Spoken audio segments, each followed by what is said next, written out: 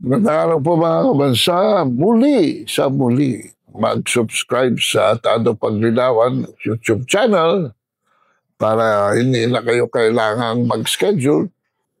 Mismong sistema na po ninyo sa inyong cellphone o sa inyong computer ang mag-i-issue ng notification. Kaya pagka nakita po ninyo premiere, i-click lamang po ninyo yung notify me at yung subscribe button. Alam po ba niyo mga kabansa na ginigipit na rin si Kiko Barsaga ng Kongreso at ng Armed Forces of the Philippines? Ha? Pruweba lamang na maski congressman ka, ay isasalang ka sa bardigulan, mga kabansa. Nang tiwaling abusadong pamahalaan meron tayo ngayon na ginagawang sandata ang kapangyarihan ng gobyerno. Walang ligtas.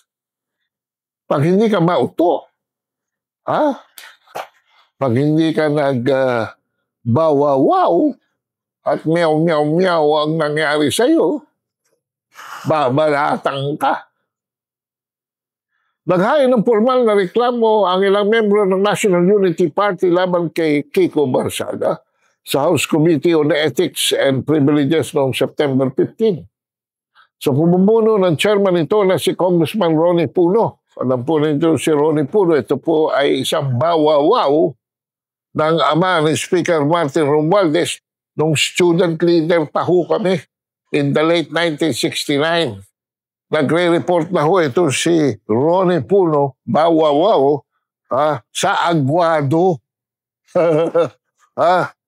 Dahil siya ay tauhan ng dating ambassador sa US noong panahon ni Marcos Sr. na si Kokoy Romualdez. Abay, buhay pa pala ito. Nagka-stroke ko ng malma ito. Huli ko na nakakita ito in public, naka-wheelchair. Pero nag-survive. Praise the Lord. Thank you, Lord. Nag-survive naman siya. Pero sa kanyang pinapakita ngayon, ay medyo nalulungkot tayo ibang tao. Batay sa dokumento, nilabag, di umano, ni Barsaga ang House Code of Conduct sa pamamagitan ng paggamit ng kanyang official na verified Facebook page upang siraan ang pamahalaan na nagdala rin ng masamang imahe hindi lang sa kanya kundi maging sa buong camera. How can that be? I thought we were a free country. Kailangan ba lahat ng congressman, lahat ng senador ay mag-agree kung anong ginagawa niyo sa kongreso at sa kamera? At hindi niya pwedeng gamitin ang kanyang Facebook? Kailangan bang suppress ninyo ang kanyang freedom of expression? Freedom of speech? Oy, Ronnie Puno, patay na yung amo mo. Si Marcos Sr. at saka si Kokoy. Huwag kang padalos-dalos. Ano kayo image ng buong kamera? Kasi sabi mo, meron pa ba kayong good image? At ang Philippine Army po ay gumalaw na rin sa delisting ni Barsaga from the Reserve Force. Ito pala si Barsaga ay isang private sa Reserve Force. Buti ka nag-volunteer pa ito na maging membro ninyo. Bakit? Dahil after he urged soldiers and reservists to join the September 21 anti-corruption protest. So what is bad about that? Basta wag lang mag-uniform Wag lang mag-identify, wag lang magpakita ng ID na sila yung mga pulis o sila yung mga sundalo.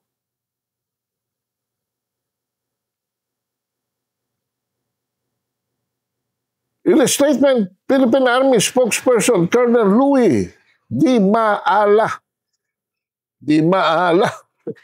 malilimutin ka pala, said Republic Act 7077 or the Citizens Armed Forces of the Philippines Reservists Act, as well as the AFP Regulation and Code of Ethics, clearly prohibit active reservists from taking part to protest.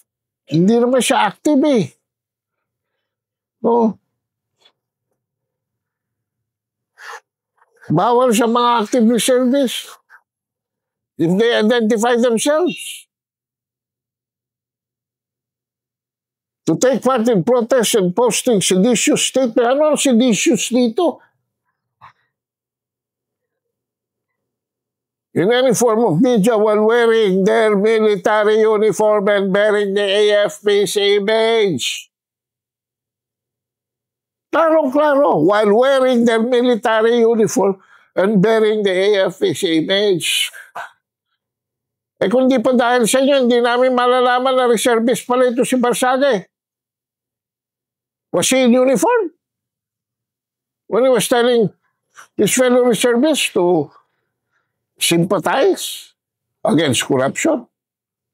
Sabi ko nga sa post ko, yung column ko sa AsianCenturyPhilippines.com, AsianCenturyPH.com, puntahan po rin. Nakalagay doon, if the AFP supports a corrupt government, the AFP supports corruption. Tapos sasabihin nyo, professional kayo. Highly professional. His statements clearly violated the AFP rules. Anong clearly? Magbabasa ka ba? Marunong ka ba magbasa? Di maala ka. Professional organization. Pinoproteksyohan niyo pa ang presidente niyo imbes na proteksyohan niyo ang taong bayan laban sa presidente na mastermind ng lahat ng korupsyon sa gobyerno ngayon by virtue of his signature. Smoking ganyan eh.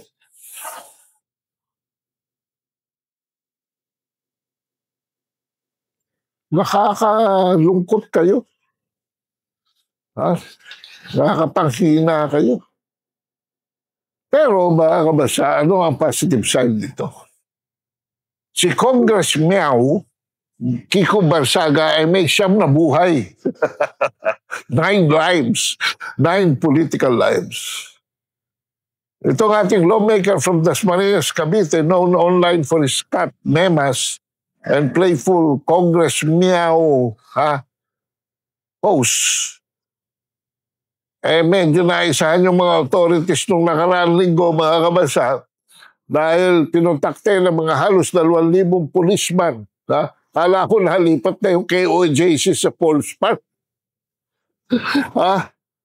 Sinaran, mga kabansa, pati yung McKinley Road at yung Buendia EDSA Gate, mga kabansa. Pero, sandali lang pala si Barsaga doon dahil ang talagang rally na pupuntahan niya ay yung sa Raha Sulaiman Park sa Maynila. Dinaisahan kayo. Naisahan kayo.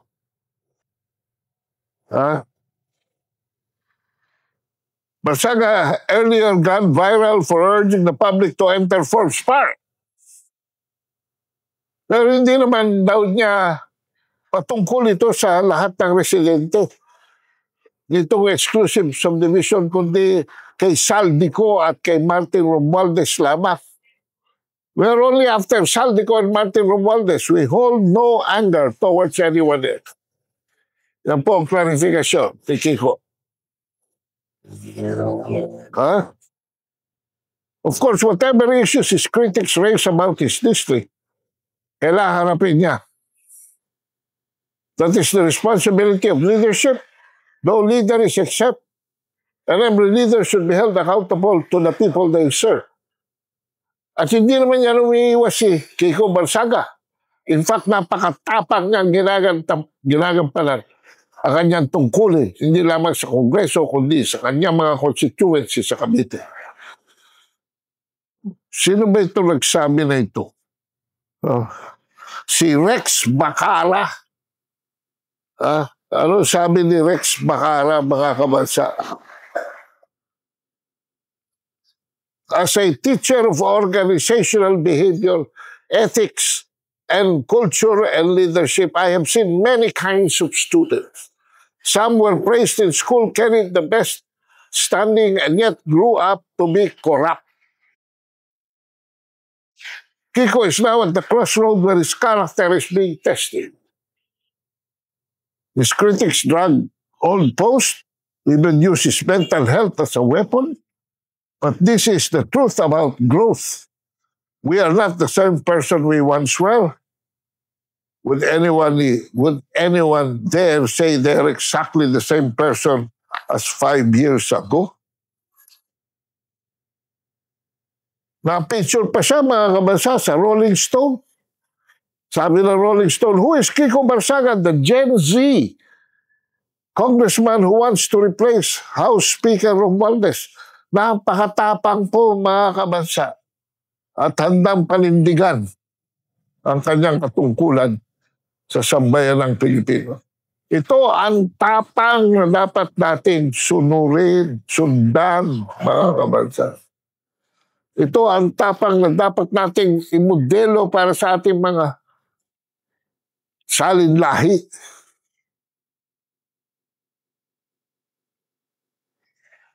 Fighting against someone like Speaker Romualdez is practically political suicide. Only someone as crazy as me, sabi niya, can do it. In the same hour, he also implied he would win the House Speaker seat which Romualdez still had occupied.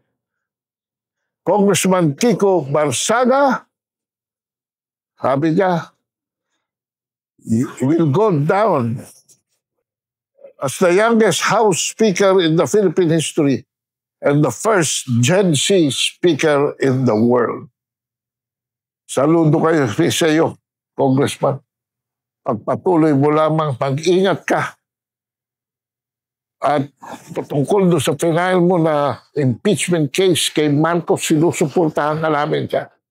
We have your back and we will collaborate with you and support you all the way.